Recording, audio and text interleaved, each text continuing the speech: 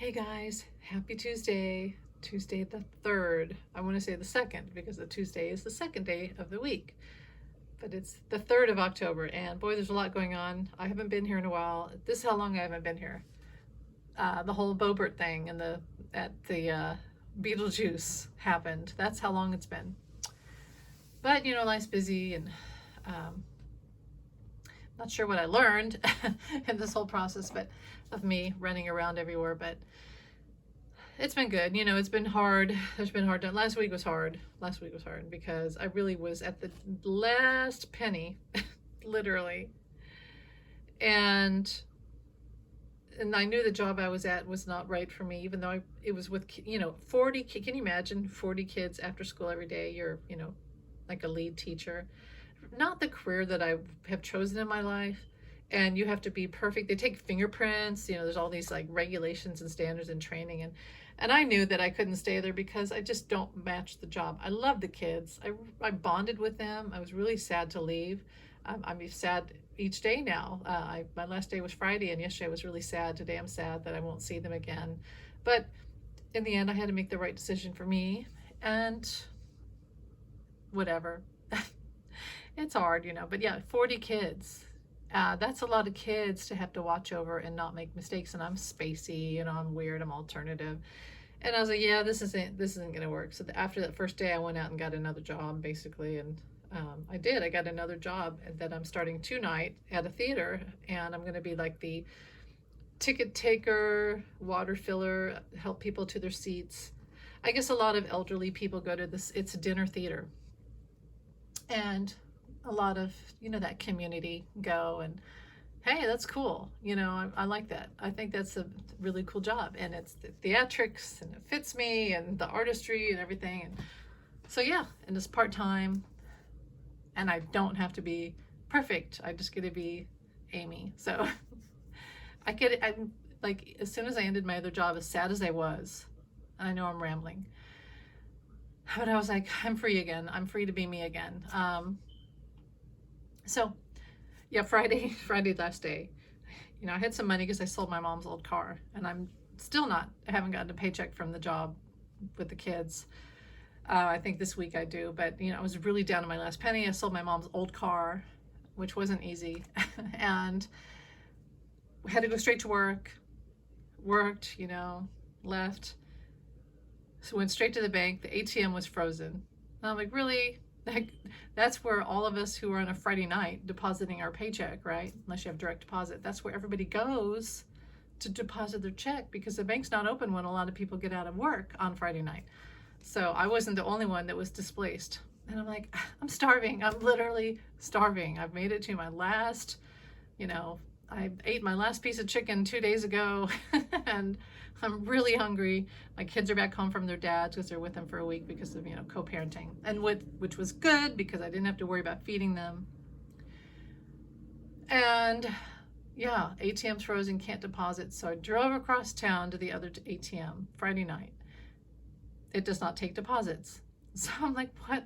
I literally was in my car, and I asked Spirit, what do you want me to do? Why? Why is this happening? And I got the message over the weekend that the money would come in when I was doing the right job, but they don't know what that right job is. Maybe tonight I'll find out. I don't know. I like doing spiritual work. I love art and music and writing. I feel happiest when I'm doing all of that. But that hasn't brought in any money necessarily, like small. So I don't know. We'll see. I am still on the search for the right job for me that will bring in money. And I do think that people who do tarot, psychic, spiritual work should be paid, because if not, they can't do it. A lot of us can't do it. You have to make some form of money because we live in a physical world that requires money. And I hate talking about money. I hate it. I hate that I've said money this much. Okay. You know what I mean. So anyway, Friday, yeah, I had like the last few bucks in my purse, I had to feed my kids.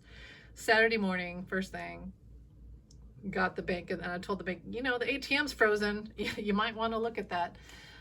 Anyway, got the money in, was able to buy groceries, all that stuff. Yay. Whew. Stress. It's hard not having food, that's rough. Anyway, moving on. So 45. You know, this guy, here's the way I see it. He's mad because they're not doing what he wants, and what he wants is what he wants to do, which is not the law, and he doesn't see laws, he sees his way. And I really think that's a lot of the problem with him and all his people, is that they don't see laws, they see their way. The laws that we have that the rest of us follow, that keep us all in order and keep us from being robbed and, all this stuff, the laws are there to keep everything sane and normal and fair. But he doesn't like it because he's above all that. He was raised to be above all that. And his way is the only way. And the narcissism in him says, my way is the law. Their way is illegal. Hence the way he sees votes. The votes against him were illegal. He knows he lost for entertainment purposes only. But in his brain, any vote against him was illegal.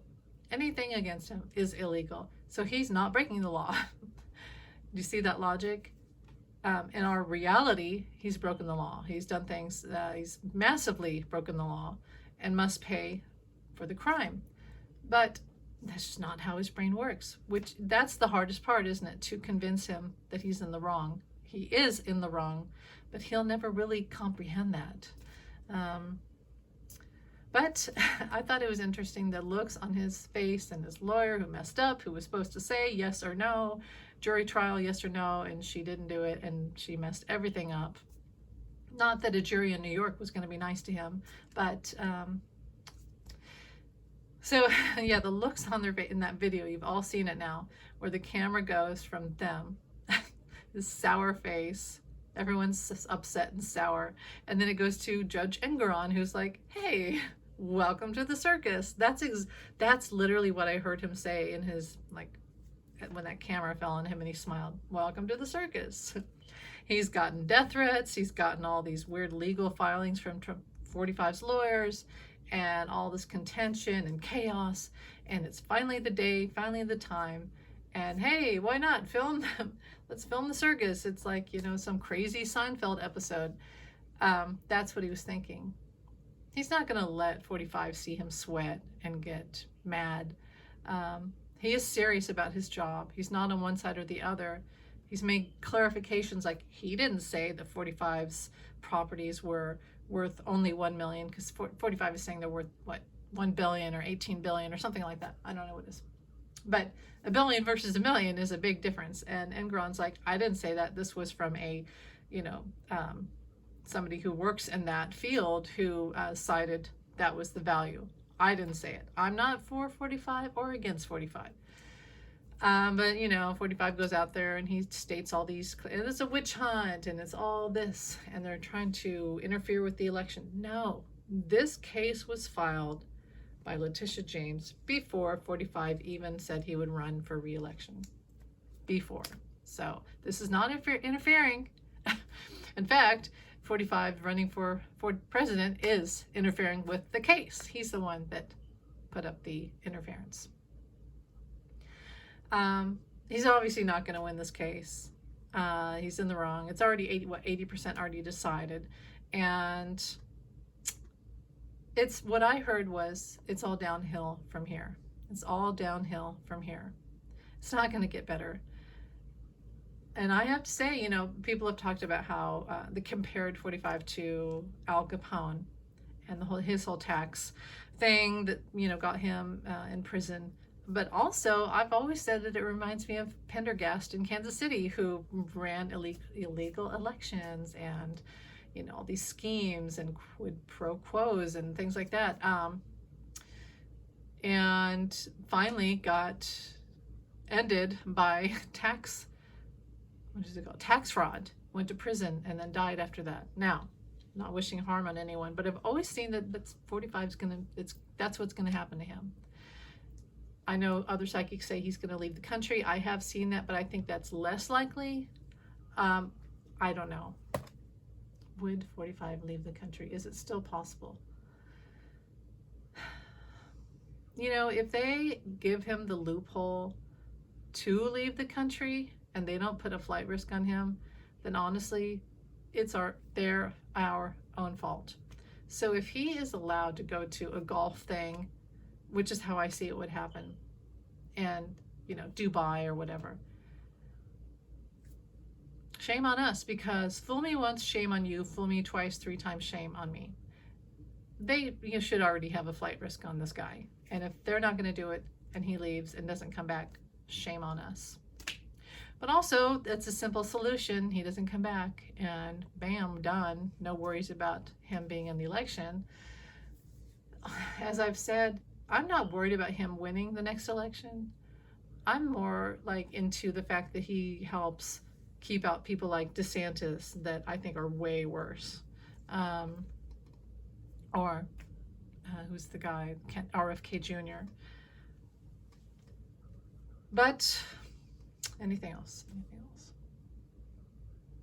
Again, 45 is just not going to ever concede. He's never going to say that he was wrong. He's never going to accept that he did anything wrong. He sees that everyone's against him because, again, his way is the only way.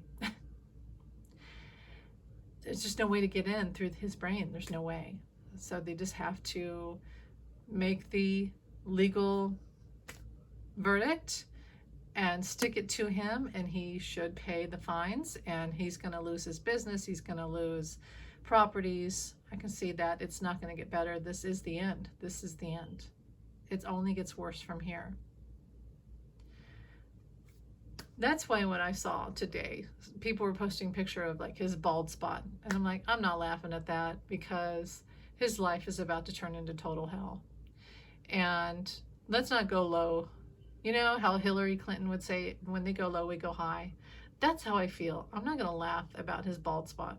Now, I did laugh about the Jesus thing, like the picture of him. Some MAGA person made a picture of 45 with Jesus. Yeah, it's like the sick-looking wrestling Hulk Hogan Jesus, the one that they would create, but not the real one that was ethnic and a pacifist, Yeah. So anyway, that's that. I can't think of anything else. Yeah, Kevin McCarthy, he's going to be out here. And who goes in? I mean, does Jeffries go in, or did they bring back Pelosi? No, Jeffries is there. Pelosi's, I don't know. They could bring Pelosi back. I don't think so. Who's going to fill the seat? Let me see if I can picture anyone replacing Kevin McCarthy. And mind you, I really don't know much about that. Well, Hakeem Jeffries, right? Wouldn't he take over? Don't they need to have a Republican? So who would be the next person?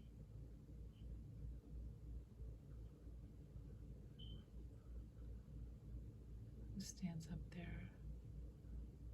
Somebody I don't really know. I just think, is it Joaquin Jeffries? I think he's going to take over a lot, even if it's just temporary. Oh, and the thing about the money for Ukraine, for entertainment purposes only, when I read that yesterday, that they said that they, in the avoidance of government shutdown, that one of the things they did take out was funding for Ukraine. And I heard they're still funding Ukraine.